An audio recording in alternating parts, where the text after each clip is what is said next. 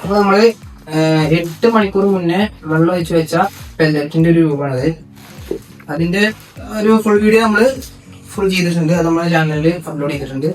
ഇത് കണ്ടാത്ത അതിൽ പോയിട്ട് കാണാം. അപ്പൊ നമ്മള് 8 മണിക്കൂർ മുന്നേ ഒഴിച്ചു വെച്ച പെല്ലറ്റ് നല്ല തണുത്തിട്ടുണ്ട്. അപ്പൊ ഇതിലേക്ക് വിത്ത് ഇട്ടിട്ട് ഒരു ബെഡ് രൂപത്തിലാക്കുന്ന ഒരു പ്രോസസ്സാണ് ഇന്ന് ഇവിടെ ചെയ്യുന്നത്. ഈ സ്റ്റെപ്പാണ് കൂൺ കൃഷിയില് ഏറ്റവും പ്രധാനപ്പെട്ട ഒരു ഭാഗം എന്ന് പറയുന്നത്. ഇത് നമ്മള് വളരെ വൃത്തിയോടുകൂടിയും ശ്രദ്ധയോടുകൂടിയും ചെയ്യേണ്ട ഒരു പരിപാടിയാണ്. അല്ലെങ്കിൽ നമുക്ക് ബെഡ് കേടുവന്ന ഒരു സംഭവത്തിൽ പോകും. അപ്പൊ എന്നാ വർക്കിലേക്ക് കിടക്കാം. ഇന്ന് എന്നെ ഹെൽപ്പ് ചെയ്യാൻ 2 പുതിയ ആൾക്കാരും കൂടി ഉണ്ട്. നമ്മൾ ഇതുവരെ വീഡിയോയിലൊന്നും പെടുത്താത്ത 2 ആൾക്കാരാണ്.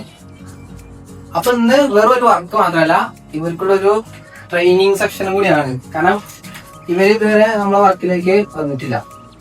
ഓക്കെ, അപ്പൊ നമ്മള് ഫസ്റ്റ് ഇതിന്റെ ഒരു വൃത്തി വേണം നമ്മൾ ആദ്യം പറഞ്ഞു. അതിനുവേണ്ടി നമ്മൾ ഡെറ്റോൾ യൂസ് ചെയ്യണം. അപ്പൊ മാസ്ക് ആദ്യം വെച്ചിട്ട് വേണം നമ്മൾ ഈ പരിപാടിയിലേക്ക് കിടക്കാൻ. ഓക്കെ, നമ്മളിത് 8 മണിക്കൂർ മുന്നേ വെച്ച് വെച്ച ബെല്ലറ്റാണ്. ഇതിനെ നമ്മളൊന്ന് പൊടിച്ചിട്ട് ഒരു ഷേപ്പ് പോലെ ഒരു ബെഡ് രൂപത്തിലാക്കണം. എന്നിട്ട് അതിനായിട്ട് വിൽക്കുക. ഓക്കെ,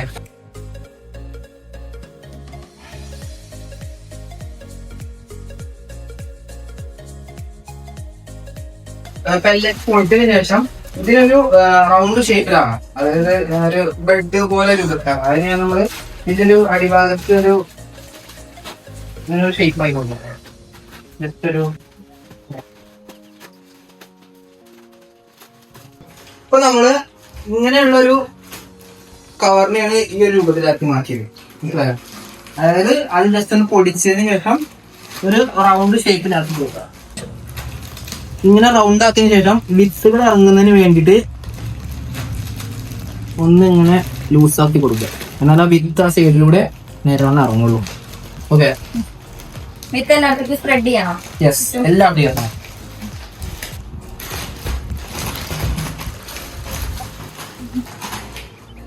നിങ്ങൾ ചെയ്യുന്നത് എന്തെങ്കിലും മിസ്റ്റേക്ക് ഉണ്ടെങ്കിൽ പറയാം. ഓ, അപ്പൊ പറയാം.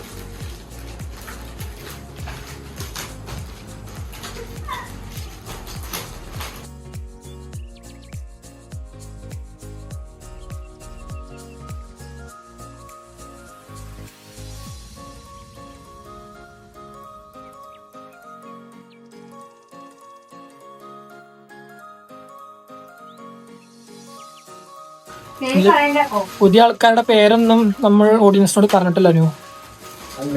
പേര് വെളിപ്പെടുത്താൻ പറ്റില്ല, എന്നാലും നമുക്ക് പറയാം. എന്തെങ്കിലുമൊക്കെ ഒരു പേര് പറ.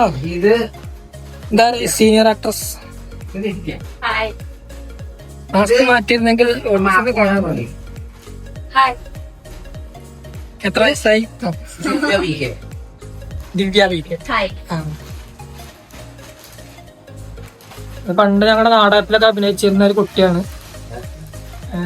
മികച്ച ഡാൻസർക്കുള്ള അവാർഡ് മായം സൈതായ പാട്ടിനൊക്കെ ഡാൻസ് ഓവർ അടിച്ചു പോയിട്ട് 4 പാട്ട് അരമണിക്കൂറുള്ള അരമണിക്കൂറിനുള്ളിൽ 4 പാട്ട് ഡാൻസ് കളിച്ച ചെറിയൊരു വ്യക്തിയുള്ള ആ കാലത്തെ ഗിന്നസ് ബുക്ക് കണ്ടുപിടിച്ചിട്ടില്ലാത്തതുകൊണ്ട് തന്നെയാണ് ഒളിഞ്ഞിക്കല്ലേ. ഏകദേശം കഴിയാറായപ്പോ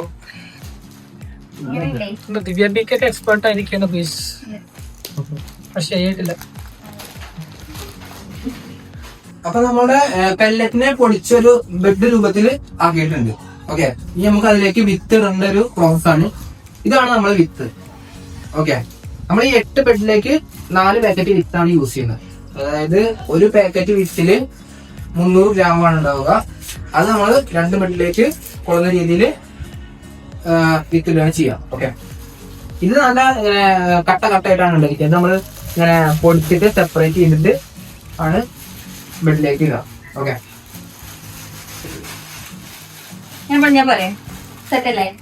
അങ്ങനെ മതി. അപ്പൊ നമ്മള് ആ കട്ടുള്ള ആ പാത്രങ്ങൾ ഫുള്ള് പൊടിച്ചിട്ട് ഇതേപോലെ രൂപത്തിലാക്കി. ഓക്കെ, ഇനി നമുക്കിത് ബെഡിലേക്ക് ഇടാം.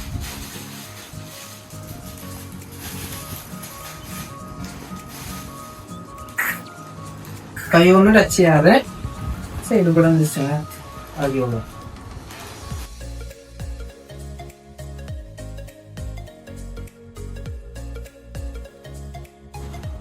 ഇത് ജസ്റ്റ് നമ്മൾ സ്പ്രെഡ് ചെയ്യിപ്പിക്കണം. അതെ ജസ്റ്റ് ഇങ്ങനെ ഇറക്കി കൊടുക്കുക മതി. നമ്മൾ നേരത്തെ ഇതൊരു കവറിനൊന്ന് സ്പേസ് കൊടുത്തിരുന്നു, അപ്പൊ അത് ആ ഒരു സ്പേസ് കൂടെ അത് താഴത്തേക്ക് ഇറങ്ങി കൊടുക്കും. ഓക്കെ,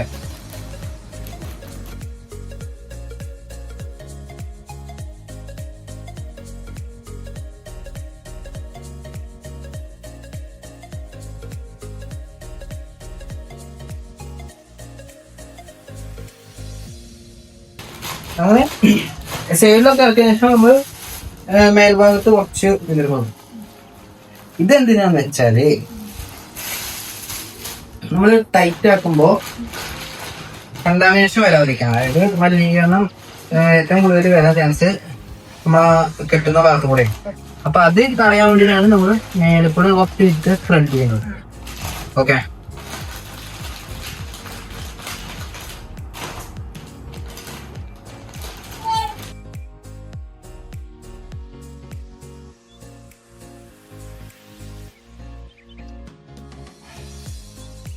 നല്ലോണം ടൈറ്റ് ആക്കിയതിന് ശേഷം റബ്ബർ ബാൻഡ് ഇട്ടിട്ട് കെട്ടുക. നമുക്ക് 2 റബ്ബർ ബാൻഡ് യൂസ് ചെയ്യാം, കാരണം ഒന്ന് ടൈറ്റ് ആവാൻ വേണ്ടിയിട്ട്. ഒന്നിട്ട് കഴിഞ്ഞാൽ അത് പൊട്ടും.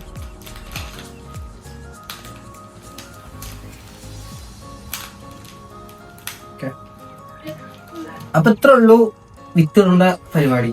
നമ്മുടെ ബഡ് ഇതാണ് നമ്മള് ബെഡ് എന്ന് പറയുന്നത്. ഓക്കെ, ഇത് എല്ലായിടത്തും ഇറങ്ങണം. കാരണം ചില ഭാഗത്ത് ഇറങ്ങി, ചില ഭാഗത്ത് ഇല്ല, ചില ഭാഗത്ത് ഉണ്ട്. അങ്ങനത്തെ എന്ന് കഴിഞ്ഞാൽ അവിടെ നമുക്ക് മലിനീകരണം വരാൻ ചാൻസ് ഉണ്ട്. ഫംഗസ് വരും, മറ്റേ ട്രൈക്കോഡർമ അങ്ങനത്തെ സംഭവങ്ങൾക്ക് വരും, കേടാൻ ചാൻസ് ഉണ്ട്. ഓക്കെ, അപ്പൊ നമ്മൾ എല്ലാ ഭാഗത്തും വിത്ത് ഇറങ്ങി ഒന്ന് നോക്കണം. ഓക്കെ, അപ്പൊ നമ്മൾ വിത്ത് ഇട്ടതിന് ശേഷം അടുത്ത സ്റ്റെപ്പ് എന്താന്ന് പറഞ്ഞാല് ഓരോ ഹോൾ ഇട്ട് കൊടുക്കണം. ഹോൾ എന്നല്ല, നമ്മൾ ഈ കത്തിയും കൊണ്ട് ഇങ്ങനെ ഒരു ഇഞ്ച് ഇതിലിങ്ങനെ വെട്ടിട്ട് കൊടുക്കുക. എന്നിട്ട് നമ്മൾ ഈ സർജിക്കൽ ടാപ്പ് കൊണ്ട് ഒട്ടിച്ചു കൊടുക്കുക. കാരണം അത് വശം പുറത്തേക്ക് വരാൻ വേണ്ടിയിട്ട്. ഓക്കെ, അതാണ് അടുത്ത സ്റ്റെപ്പ്. അതിനായിട്ട് ആദ്യം നമ്മൾ കത്തി ഒന്ന് സാനിറ്റൈസ് ചെയ്യണം. കൊണ്ട് ജസ്റ്റ് ഒന്ന് സാനിറ്റൈസ് ചെയ്തതിന് ശേഷം ഏകദേശം 1 ഇഞ്ച് നീളത്തിൽ ഹോളിട്ടതിന് ശേഷം സർജിക്കൽ ടാപ്പ് ഒട്ടിച്ചു കൊടുക്കുക. ഓക്കെ, അപ്പം നമ്മൾ യൂസ് ചെയ്യുന്നത് 1 ഇഞ്ചിൻ്റെയാണ്. അത് നമുക്ക് വേണമെങ്കിൽ 6 ഇഞ്ചിൻ്റെ ഒക്കെ യൂസ് ചെയ്യാം. അത് എത്ര ഇഞ്ചിൻ്റെ ഒന്നും കുഴപ്പമില്ല, പക്ഷെ ഒട്ടിച്ചു കൊടുക്കണം.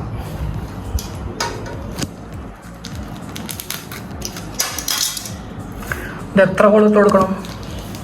ഇത് അങ്ങനെ കണക്കൊന്നുമില്ല. നമ്മളൊരു 10 ഹോൾ എന്നുള്ളൊരു ലെവലിന് ഒരു ബെഡിൽ 10 ഹോള്, 10 വെട്ട് ഇങ്ങനെ മേലെ 5 എണ്ണം താഴെ 5 എണ്ണം. അതെ. ഓക്കെ,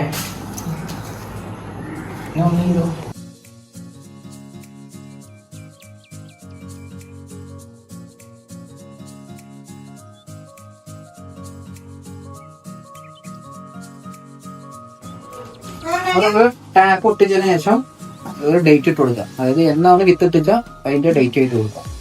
നമ്മളെന്താ വെച്ചാൽ 3 മാസം 100 ദിവസം ഒക്കെ ആകുമ്പോഴേക്ക് ബെഡ് ചേഞ്ച് ചെയ്യാൻ വേണ്ടിയിട്ടാണ് വെയിറ്റ് കൊള്ളുന്നത്. ഓക്കെ, അപ്പൊ ഇത്ര ഉള്ളൂ നമ്മളെ വിത്തുകളുടെ പ്രോസസ്സ്. ഇത് നമുക്ക് ഇനി ഷെഡ് കൊണ്ടുപോയിട്ട് തൂക്കാം. അത്രേ ഉള്ളൂ.